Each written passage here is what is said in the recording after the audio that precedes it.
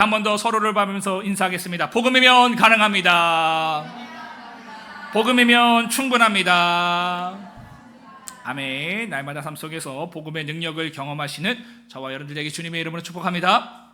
저번 시간에 살펴보았던 것처럼요, 이 북이스라엘 왕 여람은 이 순종할 수 없는 하나님의 말씀에 자신의 뜻을 내려놓고 순종했습니다. 그로 인해서 어떻게 됐습니까? 하나님께 축복을 받게 되었어요. 그런데 문제는 이후에 말도 안 되는 고난이 그에게 찾아왔다라는 겁니다. 이처럼 여호람에게 고난이 다시 찾아온 이유는 무엇이었습니까? 하나님이 싫어하는 죄가 그에게 여전히 있었기 때문입니다. 그러한 고난을 통해서 이제는 그가 그 죄에서 완전히 끊어지기를 하나님은 원하셨던 거예요. 그래서 그에게 고난을 허락하신 겁니다. 여러분, 그렇다면 이처럼 나의 죄로 인해서 주어진 고난이라면 우리는 어떻게 해야 합니까? 어떻게 해야 되는 거예요? 나에게 그 고난을 오게 만든 그 죄의 내용을 찾아내야 합니다. 탐욕이면 탐욕, 음란이면 음란, 미움이면 미움, 나에게 고난을 오게 만든 그 죄의 내용을 찾아서요, 그것을 끊어내면 되는 겁니다.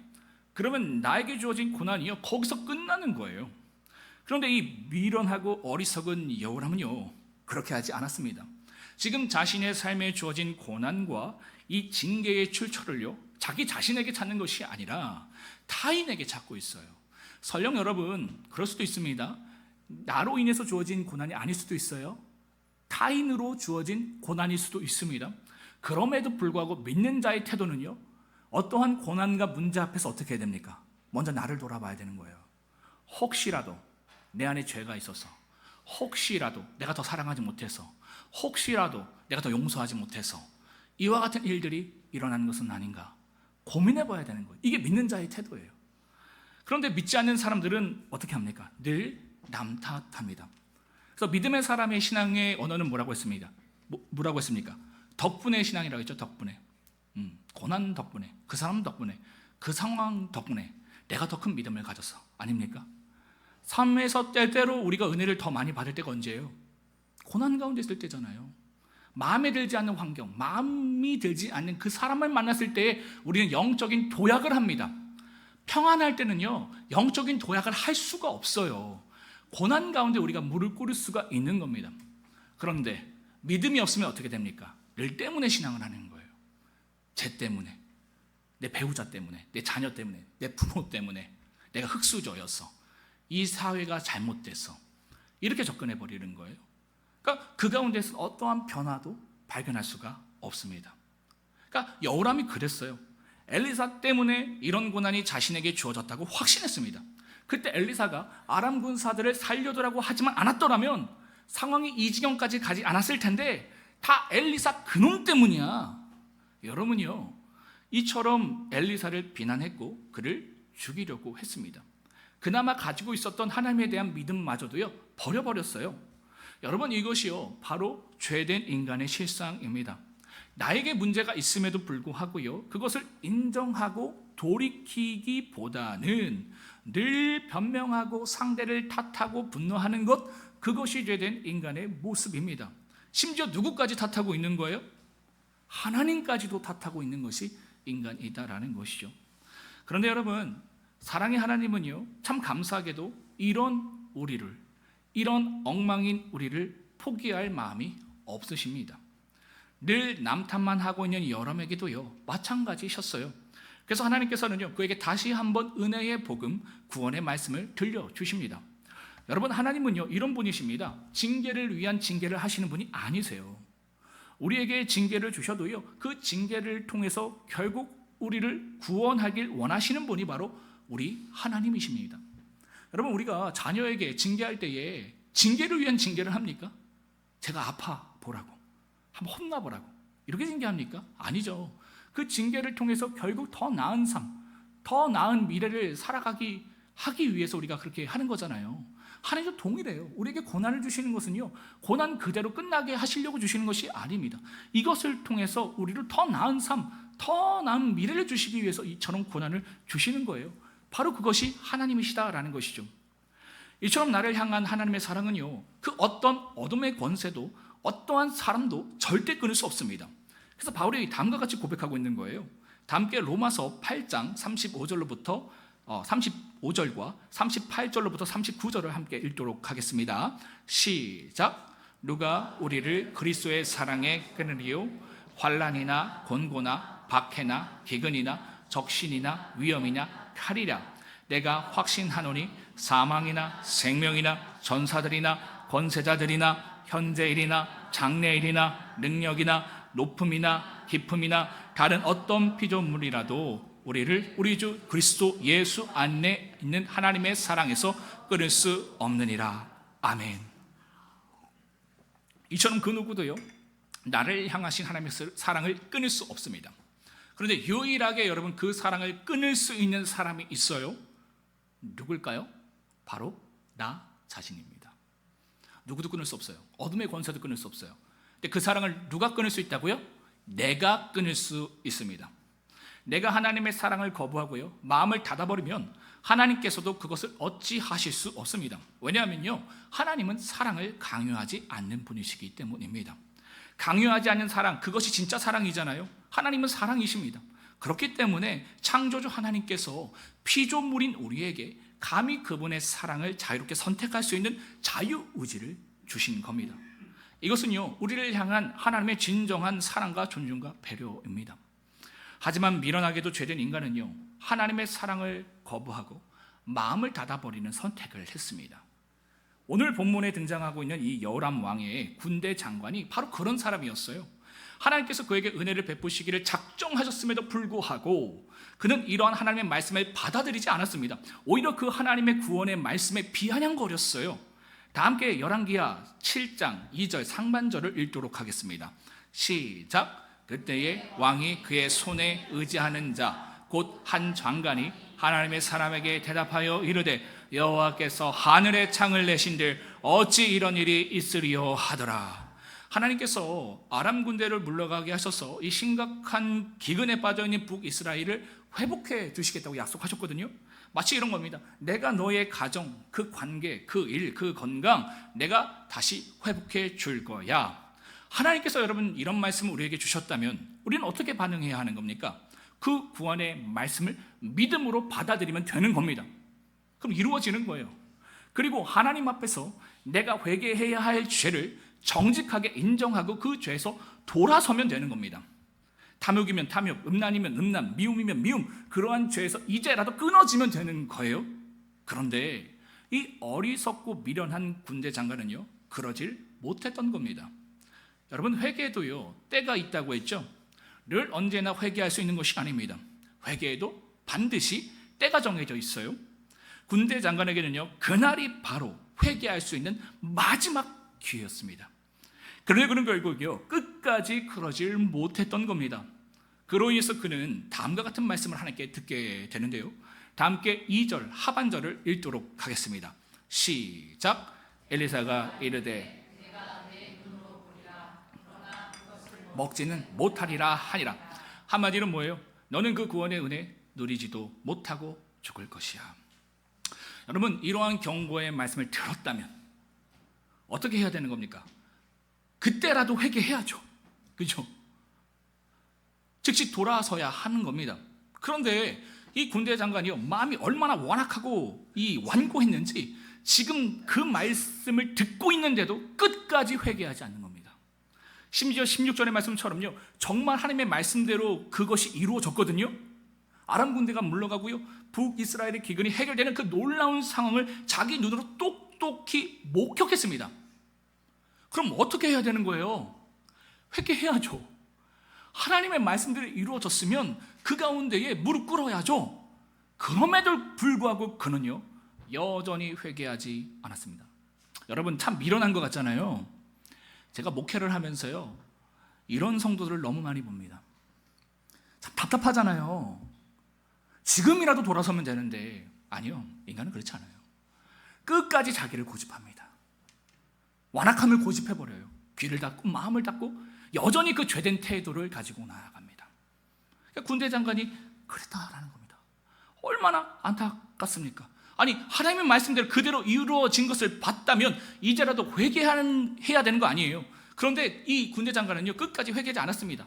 왜였을까? 그 자신의 미련함과 어리석음도 있겠지만 어둠의 권세가 그의 눈과 마음과 생각을 강력하게 지배하고 가리고 있었기 때문입니다.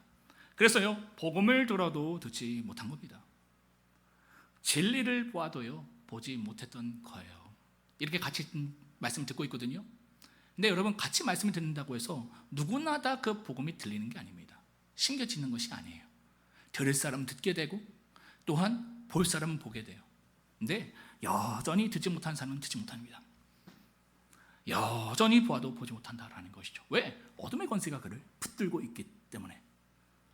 이로 인해 군대 장관은요, 다음과 같은 인생의 결말을 맞이하게 됩니다. 다 함께 17절을 읽도록 하겠습니다. 시작. 왕이 그의 손에 의지하였던 군대 장관을 세워 성문을 지키게 하였더니 백성이 성문에서 그를 밟음에 하나님의 사람의 말대로 죽었으니 곧 왕이 내려왔을 때에 그가 말한 대로라. 여러분, 참 어리석지 않습니까? 그러니까 우리가 늘 이걸 고민해야 돼요. 여러분, 말씀을 듣는데 늘 동일하게 존다, 이거 문제 있는 거예요. 피곤해서 졸 수 있어요. 그냥 늘 내가 말씀을 들을 때마다 졸게 된다, 이건 역사하는 거예요. 여러분, 정말 여러분 깨어서 기도해야 되는 거예요. 하나님의 말씀을 내가 들을 수 있도록, 그 말씀대로 내가 행할 수 있도록 늘 깨어서 우리가 기도하지 않으면 이와 같은 인생의 결과가 우리에게 주어질 수밖에 없다라는 겁니다. 이런 모습은요, 그의 주군이었던 여호람 왕에게도 동일하게 보여집니다. 나중에 엘리사가 선포한 하나님의 말씀대로요, 아람 군대가 물러갔다고 했잖아요. 이따가 여러분 자세히 살펴보겠지만 어떤 사람들을 통해서 이 구원의 소식이 들려집니다.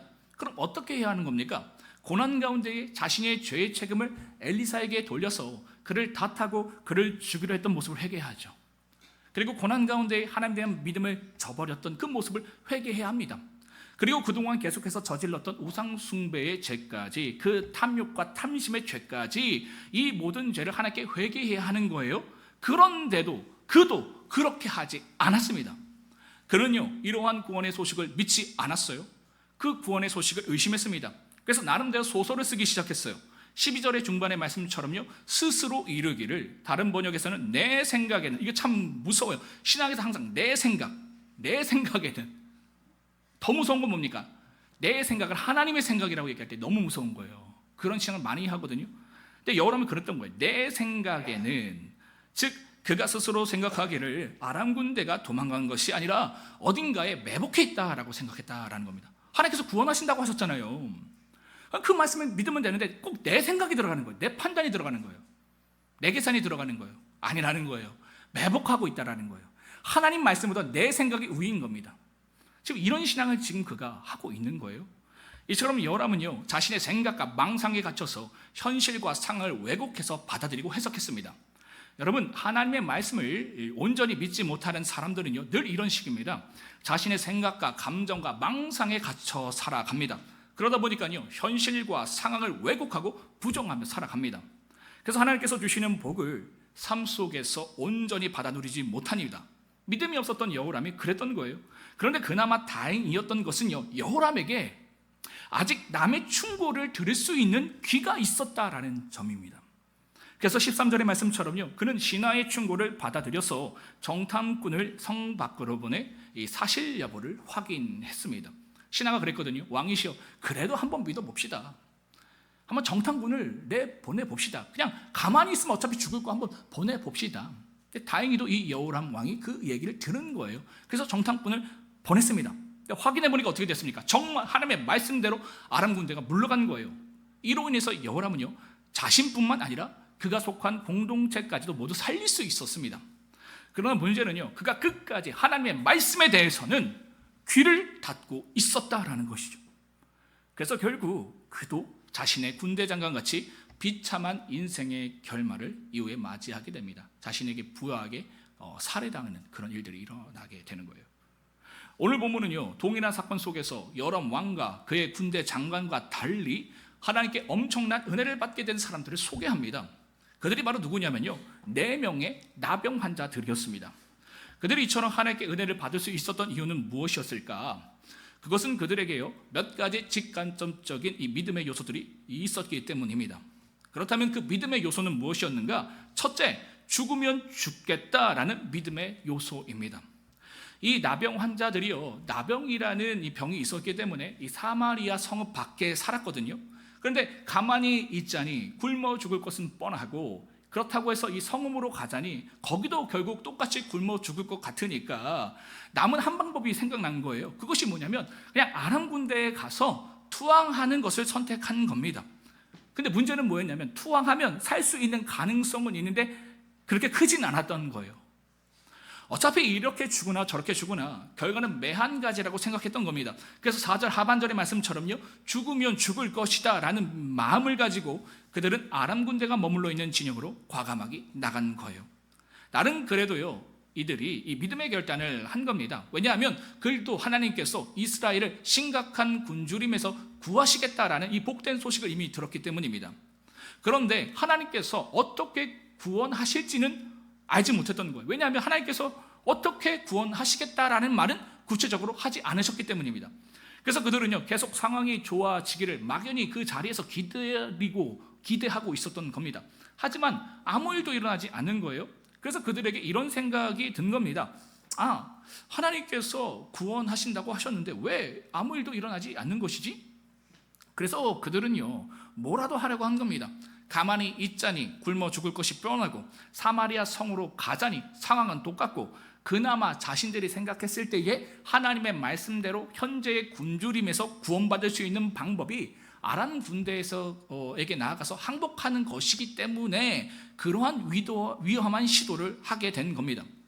하나님께서요, 굶주림에서 구원하신다고 말씀하셨으니까 하나님의 말씀이 맞다면 자신들이 아람 군대에 항복하는 것을 통해서라도 하나님께서 그러한 일을 이루실 것이라고 믿은 겁니다. 혹 그렇지 않다 할지라도 죽으면 죽으리라 그들은 마음먹은 거예요. 여러분 보세요. 이 나병 환자들에게 여람과 같이 하나님에 대한 불신과 분노가 보여집니까? 왜 하나님께서 구원하신다고 해놓고는 아무 일도 일어나지 않는 것이지? 열받아 하는 모습이 보여집니까? 또한 우리가 이처럼 하나님의 말씀을 믿고 아람 군대에게 나아가니까 꼭 그 일이 일어나야 돼, 이러한 조마조마하고 불안해하는 마음이 보여지십니까? 아니잖아요. 그들은요, 이러한 상황에서 하나님을 원망하거나 누군가를 탓하지 않았습니다. 설령 자신들의 뜻대로 살지 못하더라도요, 그것이 하나님의 뜻이라면 죽으면 죽으리라, 이러한 믿음의 태도만 보여졌어요. 참 놀라운 것은요, 그들의 이러한 믿음의 결단 가운데에 하나님께서 실제로 구원의 역사를 이루셨다라는 사실입니다. 5절을 한번 보세요. 이 나병 환자들이요, 이런 결단을 가지고 아람의 진영으로 간 때가 언제라고 적혀 있습니까, 여러분? 다 함께 한번 5절 상반절을 읽어보세요. 언제래요? 아람의 진으로 가려 하여 해질 무렵에 일어났대요. 언제요? 해질 무렵. 여러분, 그렇다면 아람 군대가 언제 도망간지 아십니까?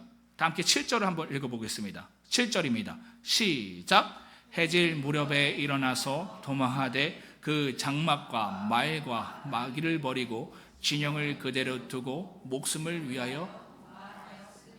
자, 여러분, 아람 군대가 언제 도망갔대요? 동일하게 해질 무렵.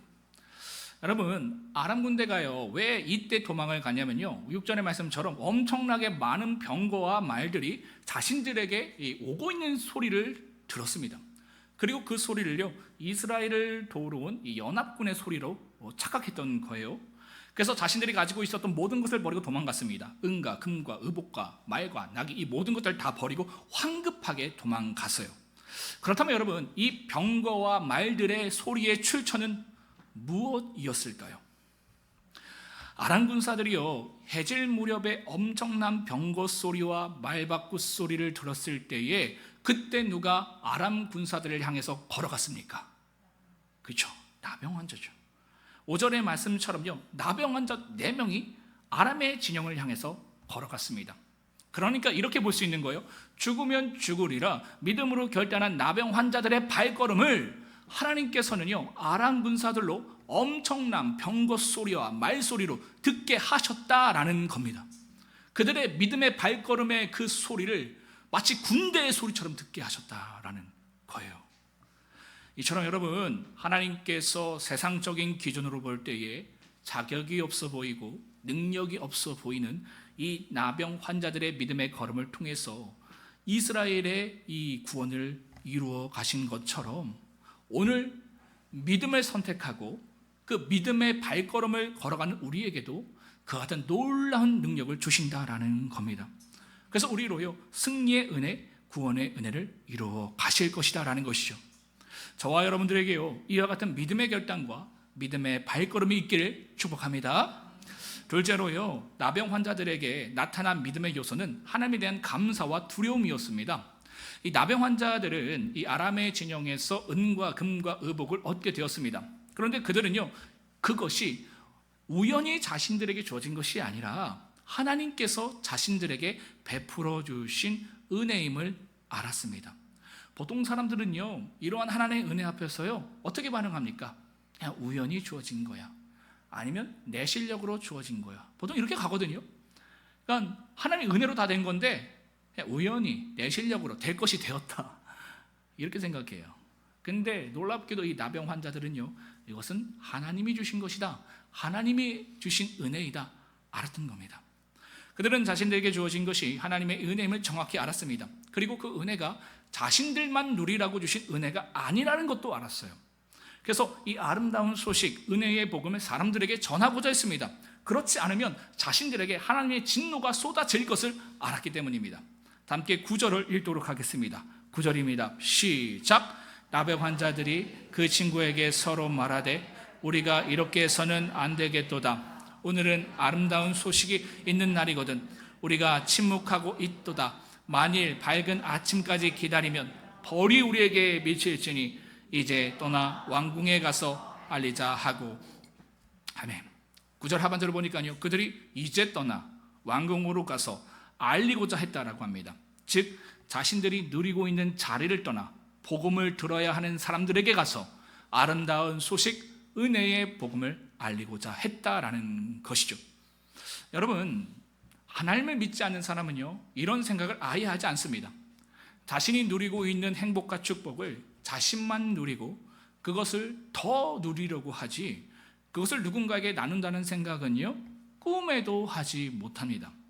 게다가 사마리아 성 안에 있는 사람들이 누굽니까? 자신들이 나병에 걸렸다고 해서 성 안에서 그들을 쫓아낸 사람들이잖아요.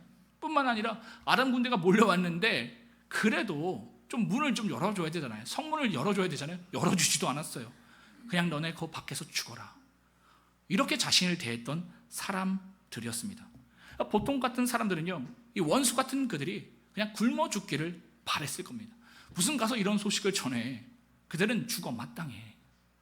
그런데 그들은 그렇게 하지 않았습니다. 왜입니까? 하나님에 대한 믿음과 두려움이 있었기 때문에 그렇게 하지 못했던 겁니다. 그래서 그 아름다운 소식을요, 사마리아 성에 전해 준 겁니다. 이처럼 나병 환자들은 그러한 믿음과 두려움으로 인해서 그들이 받은 구원의 은혜를 온전히 지키고 누릴 수 있었습니다. 또한 많은 사람들에게 그 구원의 은혜를 풍성히 나눠줄 수 있었다라는 것이죠. 여러분, 은혜 받는 것도 중요합니다. 근데 더 중요한 건 뭐냐면요, 그 은혜를 지키는 거예요. 제가 종종 이 성도님들의 중보를 통해서 은혜를 받는 것들을 보거든요. 근데 그 은혜를 못 지키더라고요. 참 어리석어요. 은혜 받는 것도 참 어려운데 그 은혜를 지키지 못해요. 사실 우리가 나아가야 될 사명이 어디까지입니까? 이 나병 환자들이 보여줬던 모습처럼 그 은혜를 받고 그것을 내가 누리고 지키고 그것을 전하는 자리까지 나아가야 되는데 우리의 실상은 어떻게 된다고요? 그 은혜를 지키고 누리는 것 그조차도 하지 못한다라는 겁니다. 사랑하는 성도 여러분, 우리가 받은 은혜의 복음, 구원의 복음을 침묵하지 않고 전해야 합니다. 이것은 우리의 사명입니다. 주님께서 우리를 구원하시면요, 단지 그 은혜를 나만 누리라고 주신 것이 아닙니다.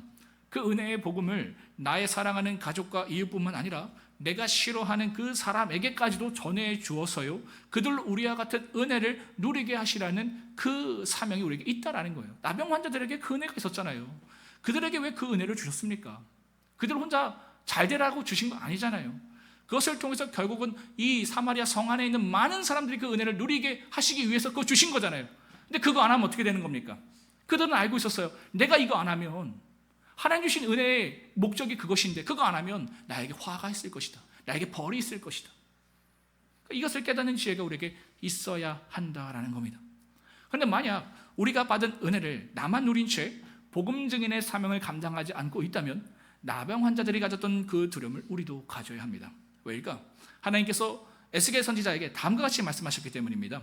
다 함께 에스겔 3장 17절로부터 19절, 좀 긴데요, 함께 읽어보도록 하겠습니다. 시작. 인자야, 내가 너를 이스라엘 족속의 파수꾼으로 세웠으니 너는 내 입의 말을 듣고 나를 대신하여 그들을 깨우치라. 가령 내가 악인에게 말하기를 너는 꼭 죽으리라 할 때에 내가 깨우치지 아니하거나 말로 악인에게 일러서 그의 악한 길을 떠나 생명을 구원하지 하지 아니하면 그 악인은 그의 죄악 중에서 죽으려니와 내가 그의 핏값을 내 손에서 찾을 것이고 내가 악인을 깨우치되 그가 그의 악한 마음과 악한 행위에서 돌이키지 아니하면 그는 그의 죄악 중에서 죽으려니와 너는 내 생명을 보전하리라. 아멘. 한마디로 무엇입니까?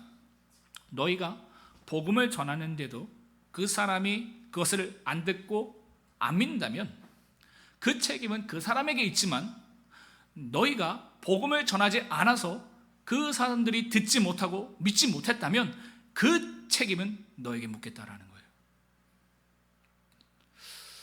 여러분, 얼마나 무서운 말씀입니까? 너 전하지 않아? 그럼 그 책임 너에게 묻을 거야. 여러분, 우리가 늘 교회에서요, 축복받으세요, 행복하세요, 이런 말씀만 듣길 좋아하잖아요. 근데 여러분, 이게 하나님 말씀이라고요. 이 세대가 악해질수록 우리가 새벽 기도 때 뭘 배웠습니까? 사람들이 자기 귀에 즐거운 그 말씀을 찾고 스승들을 찾는다고 했잖아요. 여러분, 이게 우리의 현실이라고요. 하나님께서 우리에게 은혜를 주셨고 복음을 주셨는데 그것을 전하지 않는다면 그 책임을 너에게 묻겠대요. 여러분, 참 부담스러운 말씀 아닙니까? 사랑하는 가족에게도 복음을 전하는 것도 부담스럽고 두려운데 하물며 내가 싫어하는 그 사람에게까지 가서 복음을 전해주라는 겁니다. 안 그러면 그 책임을 너에게 찾겠다라는 겁니다. 얼마나 부담스러운 말씀입니까? 여러분, 그렇다고 해서요, 이러한 말씀이 부담스럽다고 해서 우리가 여호람 왕과 군대 장관처럼 귀한 마음을 닫고 그것을 무시할 수는 없잖아요. 우리가 지금까지 배운 게 그거잖아요. 여호람 왕 왜 그랬을까? 군대 장관 왜 그랬을까? 왜 이러한 말씀 가운데 귀를 닫고 마음을 닫았을까? 우리도 그것을 보면서 그러면 안 되겠다라는 생각을 가져야 되는 거잖아요. 그럼 어떻게 우리는 내가 싫어하는 사람에게까지 은혜의 복음을 전할 수 있을까? 고민해야 되는 것 아닙니까? 비결이 있어요. 그게 뭐냐면 그것은 내가 먼저 그 은혜의 복음을 깊이 있게 경험하면 됩니다. 그럼 되는 거예요. 어떻게 될 수 있느냐? 내가 주님의 십자가의 사랑을요 깊이 있게 경험하면 내가 이와 같은 복음의 증인으로 살아갈 수 있다는 겁니다. 복음을 통해서 내가 정말 죄인 중에 죄수임을 깨닫고요, 주님의 십자가의 사랑과 은혜 앞에서 내 죄가 깨끗이 씻기고 내 삶이 변화되는 것을 어떠한 지식이나 이론이 아니라 실제로 깊이 있게 경험하게 되면요, 사도행전에 보였던 이 제자들의 모습처럼 복음을 전하는 것이 더 이상 두려움이 되지 않는다는 거예요. 오히려 복음을 전하는 것이 기쁨이 된다라는 것이요. 사랑하는 성도 여러분, 주님의 십자가의 사랑을 단지 머리로만 아는 신앙이 아니라 가슴으로 경험하고 삶으로 누리며 그 은혜의 복음이 나를 변화시키고 나를 증인의 자리로 이끄는 그 살아있는 복음의 능력을 날마다 체험하시길 주님의 이름으로 축복합니다. 그럼 문제가 지금 제가 어디 있다고 지금 말씀드리는 거예요. 솔직히 복음 전하는 것이 우리의 사명인데 그 불편하다? 문제가 어디 있다고요? 나에게 있다는 거예요. 내가 그 사랑을 경험하지 못하니까 그 사랑을 전하는 게 두려운 거예요. 그럼 어떻게 하자고요? 그 사랑을 우리가 그러면 만나가자고요. 핑계대지 말고 변명하지 말고 나는 그 사랑을 모릅니다. 머리로만 알았습니다. 가슴으로 알았습니다. 여러분, 그 사랑을 진짜 알면요, 사도행전에 보여줬던 성도들의 모습, 이 사도들의 모습이 보여줄 수밖에 없어요. 그냥 뛰쳐나와서 복음을 전할 수밖에 없습니다. 우리가 하물며 맛집을 보며, 우리 청년들 보니까 이 인스타 이런 데 맛집 많이 올리던데 전하고 싶잖아요. 전하지 말라고 해도. 그죠? 왜 전하는 거예요? 그게 좋으니까, 그걸 경험했으니까. 근데 우리가 왜 못 전하는 거예요, 복음을?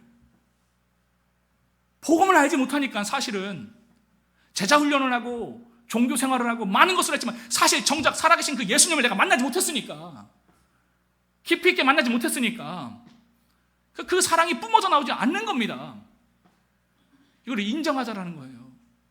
더 이상 변명 그만하고 핑계 그만두고 2026년에는 정말 주님의 사랑을 알자라는 겁니다.